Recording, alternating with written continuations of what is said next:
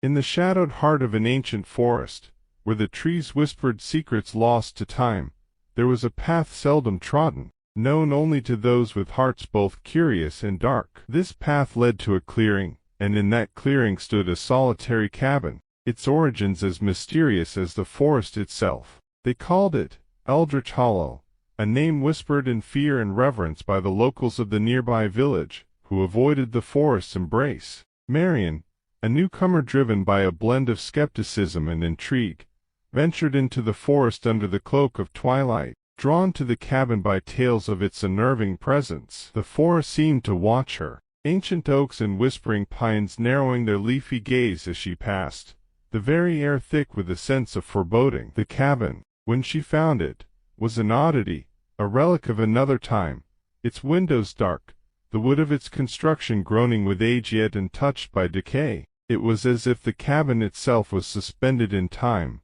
a silent observer of the centuries that rolled by in the world beyond the forest's edge. As Marion approached, the door of the cabin swung open with a creak that seemed too loud in the oppressive silence of the forest. Compelled by an insatiable curiosity that drowned out the screaming warnings of her own instincts, she stepped inside. The interior was shrouded in dust, and touched by human hands for what seemed like eons. And yet, there was a warmth to it. A fireplace that crackled to life at her entrance, casting shadows that danced with macabre glee along the walls. It was then she noticed the portraits, each depicting the same woman, her features eerily similar to Marion's own, but dressed in the garb of centuries past. As the night deepened, the cabin revealed its true nature. Marion found herself unable to leave, the door now refusing passage, the windows showing only the inky blackness of a void. The portrait's eyes followed her, their expressions morphing from curiosity to malice,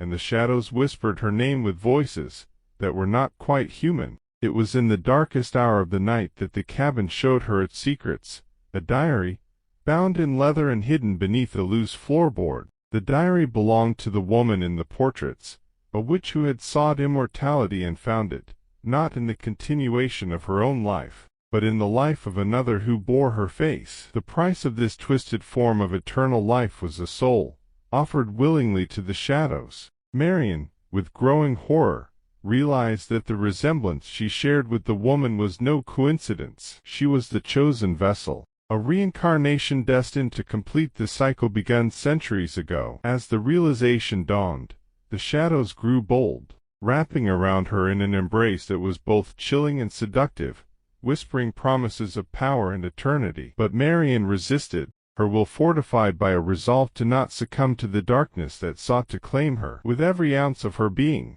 she fought against the whispers, against the allure of immortality at such a vile cost. As dawn broke, the shadows receded with a scream of thwarted desire, and the cabin, its magic broken, crumbled into dust, leaving Marion alone in the clearing. As the sun's first rays pierced the canopy, she emerged from the forest a changed woman, marked by the ordeal but stronger for it, her soul intact. And though she left Eldritch Hollow behind, the echoes of that night lingered, a reminder of the thin line between temptation and integrity, and the strength it takes to walk in the light when darkness calls.